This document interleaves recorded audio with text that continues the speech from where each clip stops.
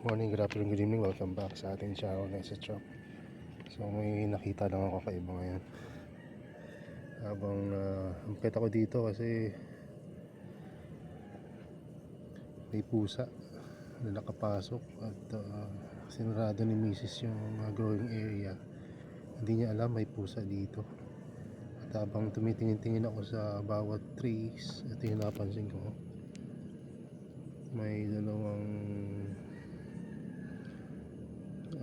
butiki. Ewan ko kung naglalandian tong dalawan to o nag-date dito sa garden natin. Ayan. O nag-away. Hindi naman ako nag-aalaga ng mga lizard. So ano nangyari sa inyo? Ba't kayo nandyan? Kita na ako dati ng mga nag-aaway na butiki, pero hindi ganyan na tagal magka-holding hands yung bibig.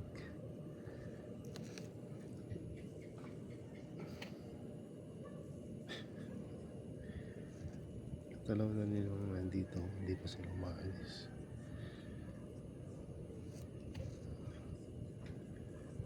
So hindi ko na kayo kulitin dyan.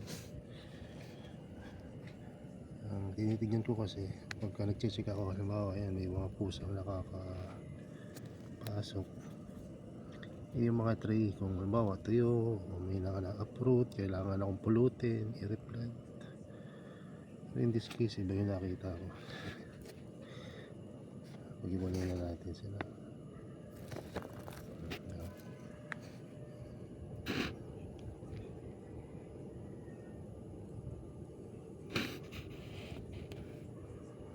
Okay lang rin naman yan. Siguro namumulot siya ng mga scrap ng mga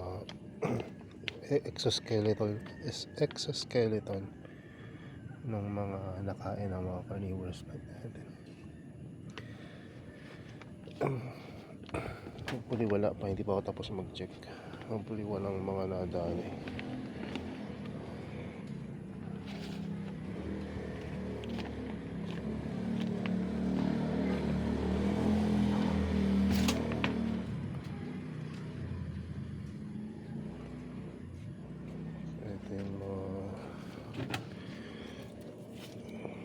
Puputol ako mamaya.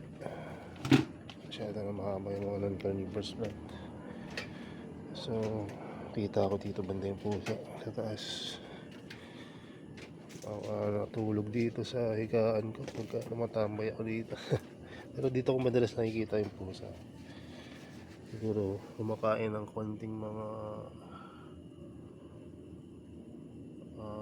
gapi. Pero hindi yan kumonte dahil pinain niya siguro.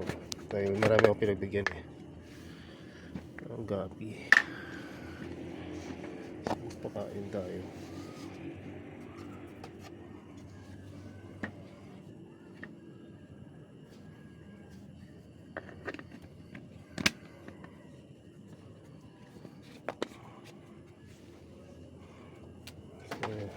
Yun lang. Wala naman sigurong nadali. At sana nga wala.